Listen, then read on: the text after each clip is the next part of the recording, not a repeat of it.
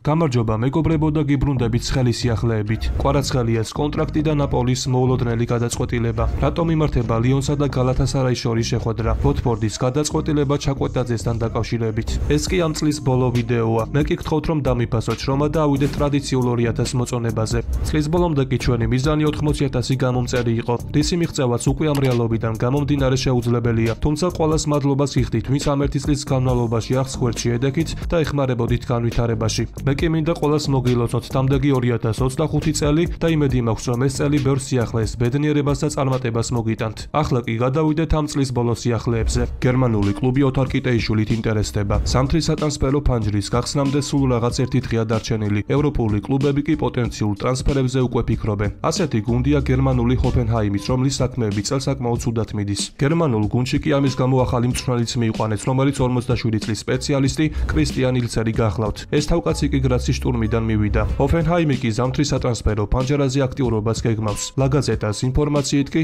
კრისტიან ილცერი მისი ყოფილი შეგირდის ოთარ კიტეიშვილის დამატება შეეცდება. ჰოფენჰაიმი ქართველი ფეხბურთელით სერიოზულად ინტერესდება. შესაბამისად უახლოეს კვირებში გერმანული კლუბისგან პირველ ოფიციალურ შეთავაზებასაც უნდა ველოდოთ. ავსტრიული კლუბი კი ქართველ ნახევარმცველს დაახლოებით 10-დან 15 მილიონად აფასებს.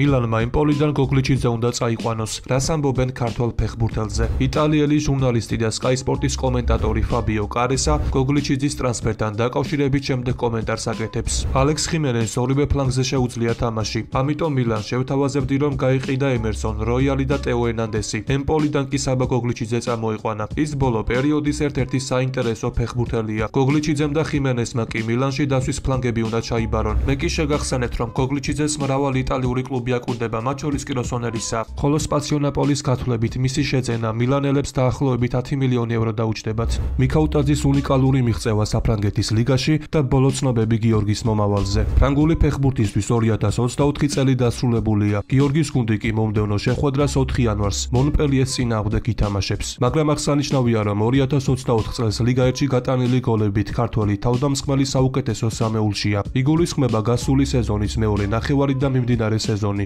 ამაჩვენებლით კი მიქაუტაძემ მხოლოდ ლილის თავდამსხმელს ჯონათან დევიდს და თავის თანაგუნდელს ალექსანდრ ლაკაზეტის ჩამორჩება. ლიგა 1-ის საუკეთესო გოლეადორები 2024 წელს კი შემდეგნაირად გამოიყურება. რითიც კიდევ ერთხელ დასტურდება მიქაუტაძის უმაღლესი საშემსრულებლო კლასი. რაც შეეხება გიორგის მომავალს, ლიონის ქართველი ფეხბურთელი გიორგი მიქაუტაძე რამდენიმე კლუბის რადარზე იმყოფება. ბოლო პერიოდში კი ყველაზე აქტიურად გალათასარაის ინტერესზე იწერება და რამდენიმე წუთის წინ ფანატიკმა ლომების გეგმებთან დაკავშირებით ახალი ინფორმაცია გაავრცელა. კერძოდ ავტორიტეტული თურქული გამოცემა ირწმუნება რომ ლიონმა სატრანსფერო თანხა გაზარდა. აქამდე ფრანგული კლუბი თანახმა იყო რომ მიქაუტაძე 20 მილიონი ევრო სანაცვლოდ გაეშვა. ახლა კი 5 მილიონით მეტის მიღება სურს. ლიონის გაზრდილმა მოთხოვნამ კი გალათასარაის ლომების მიღება აიძულა. ფანატიკის მიხედვით ლომებმა ფრანგულ კლუბთან შეხვედრა ჩანიშნეს, რომელიც ამ კვირაში გაიმართება და თუ საერთო ენა არ გამოინახა, მიქაუტაძის სატრანსფერო საგას წერტილი დაესმება. ამასთან გალათასარაის ალტერნატიული ვარიანტი უკვე შერჩეული ყავს. კერძოდ თურქული კლუბი პაულო იბალას გადაყვანაზე ფიქრობს. როგორია მამარდაშვილის ჯანმრთელობის მდგომარეობა და ითამაშებს თუ არა რეალთან? ესპანური გამოცემა დეფენსა ცენტრალი 3 იანვარს ვალენსიასა და რეალს შორის დაგეგმილი მატჩის შესახებ წერს და ამასთან ერთად ვალენსიას საკადრო პრობლემებზე ამახვილებს ყურადღებას. გამოცემის ინფორმაციით ხამურების ლაზარეთში არიან რაფა მირი, ფრან პერესი, ტიერი კორეია და მუქტარ დიახაბი. ასევე ხოსე გაია და გიორგი მამარდაშვილი კვლავ ინდივიდუალურად ვარჯიშობენ და მოქმედ ჩემპიონთან მათი თამაში სრულიად გამორიცხულია. შეგახსენებთ რომ გიორგი მამარდაშვილმა ტრავმა დეკემბრის დასაწყისში მიიღო და წინასწარი ინფორმაციით წლის ბოლომდე უნდა დაბრუნებულიყო. თუმცა ქართველი მეკარის სარეაბილიტაციო პროცესი გარკვეული დროით ჭიანურდება.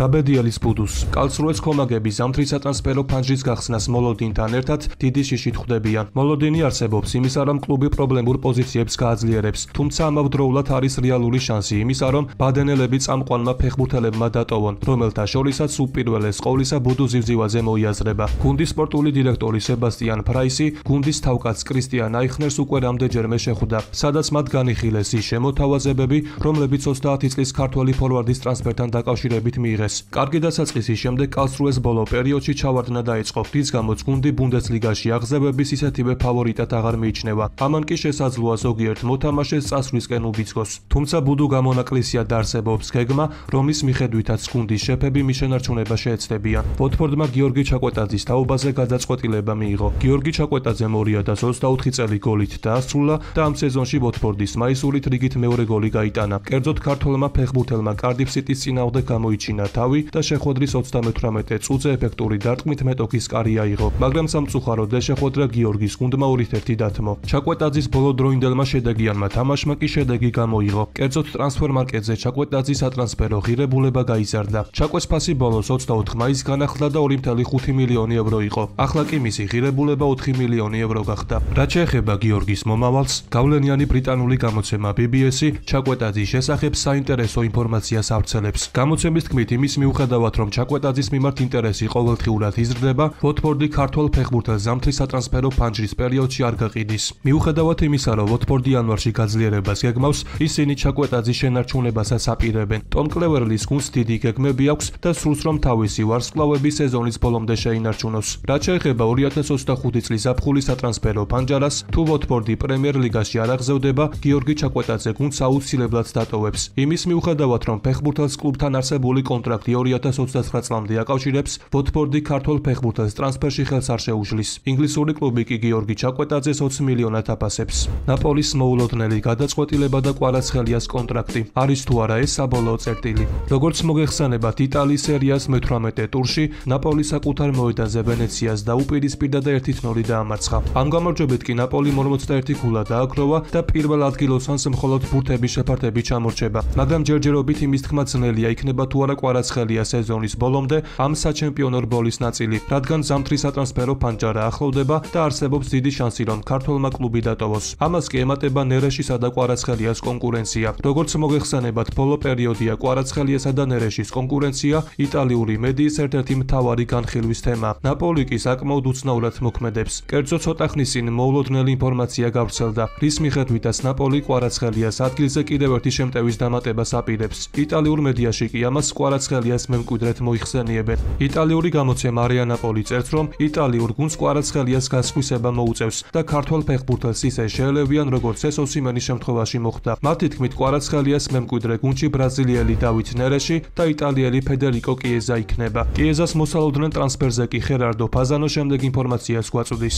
უკვე ეჭვიც აღარ მეპარება იმაში, რომ სეზონის დასრულების შემდეგ კვარაცხელია იტალიას დატოვებს. ვინ შეცვლის მას? ჩემამდე მოვიდა ხმები, რომ ნაპოლი ფედერიკო კიეზას დამატება ზაფხულში შეეცდება. განაცხადა ხერარდო ფაზანო. აღსანიშნავია, რომ კიეზას შესაძლო ტრანსფერზე კალჩო ნაპოლი 24 წერს. მათი ინფორმაციით კიეზას დამატებით თავად ანტონიო კონტია დაინტერესებული. აღსანიშნავია, რომ თავად ლივერპული კიეზას გაშვებაზე თანახმა. საუბარია იჯარის წესით გადასვლაზე, თუმცა პრობლემას იტალიელის ანაზღაურება ქმნის. ფედერიკო წელიწადში 7.5 მილიონ ევროს გამოიმუშავებს, რაც ნეაპოლური გუნდისთვის ზედმეტად მაღალი ანაზღაურება. კალჩო ნაპოლი 24-ის ინფორმაციით კი პარტენოპეის სპორტული დირექტორი ჯოვანი მანა ლივერპულის დარწმუნება შეეცდება, რომ ხელფასის ნაწილი მერსესაიდულმა გრანდმა გადაიხადოს. შესაბამისად, თუ ეს შეთანხმება შედგება, ტრანსფერიც განხორციელდება. ნაპოლის მხრიდან კი ამ ტრანსფერის განხორციელება სწორედ იმას მოასწავებს, რომ კვარაცხელიას ნაპოლის დატოვება უკვე გადაწყვეტილი აქვს. კვარაცხელიას მომავალთან დაკავშირებით კი ცოტა ხნის წინ კორიერე დელო სპორტმა დაწერა, რომელიც ამტკიცებს, რომ მხარეებს შორის შეთანხმება მიღწეულია და ახალი კონტრაქტი დიდი ალბათობით იანვრის დასაწყისში უნდა გაფორმდეს, რის მიხედვითაც კვარაცხელია ლუკაკუსთან ერთად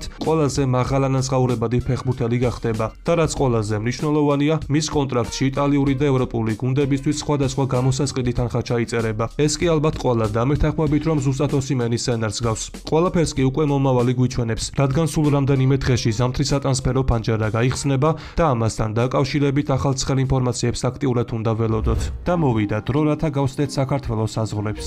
კრისტიანო სისულელეებს ლაპარაკობს. ხმაურიანი განცხადება პორტუგალიელზე. რატომ წარმოიშვა ლუკა მოდრიჩის გამო ანჩელოტისა და პერეს შორის კონფლიქტი? რეალის მეგატრანსფერი იანვარში. ვიდეოს საინტერესო ინფორმაციებით ვაგრძელებთ. ხოლო თუ აქამდე ხარ მოსული, შეგახსენებთ, რომ ამ ვიდეოში ჩვენი მიზანი 2000 მოწონება. რის შემდეგაც ახალ ვიდეოზე მუშაობას მალევე დავიწყებ. არნოლდი ცალიფეხით რეალშია. რა ხდება ინგლისელი ფეხბურთელის თავს? მადრიდის რეალი მარჯვენა მცველის იებაშია. სამეფო კლუბის მთავარი კანდიდატი კი ალექსანდრ არნოლდია. ამ საკითხთან დაკავშირებით ესპანური გამოცემა ესი ახალ ინფორმაციას გვთავაზობს, საიდანაც ვიგებთ, რომ არნოლდი ლივერპულის ახალ შეთავაზებაზე უარის თქმას აპირებს, მადრიდულ გრანდს კი ინგლისელის იანვარშივე შეძენა სურს. აღსანიშნავია, რომ ბოლო რამდენიმე კვირაში ტრანსფერის განხორციელება დაჩქარდა, რადგან უცნობია, როდის და როგორ ფორმაში დაბრუნდება დანი კარვახალი, ხოლო ლუკას ვასკესი მნიშვნელოვან მატჩებში მარჯვენა მცველის პოზიციაზე მაღალ დონეზე ვერ თამაშობს. თუმცა ამასთან ერთად არსებობს გარემოება, რომლის მიხედვითაც ტრენტი არა იანვარში, არამედ ზაფხულში გადავა რეალში, რადგან ამ სეზონში ლივერპული შესანიშნავ ფორმაშია თამაშია და ამასთან ერთად ინგლისელი ამ კლუბის აღზრდილია. შუა სეზონში კი სხვა გუნდში გადასვლა ღალატის ტოლფასი იქნება. რონალდუს სისულელეებს ლაპარაკობს ხმაურიანი განცხადება პორტუგალიელზე. კრისტიანო რონალდუს განცხადებას დიდი გამოხმაურება მოჰყვა. კერძოდ პორტუგალიელმა რამდენიმე დღის წინ საუდის არაბეთის პროლიგა საფრანგეთის ლიგა 1-ზე წინ დააყენა. მან აღნიშნა, რომ PSG-ს გარდა იქ ყველაფერი ერთი დონისაა. საფრანგეთის ნაკრების ყოფილი მცველი ადილ რამი კი კრისტიანო რონალდუს შემდეგი სიტყვებით პასუხობს.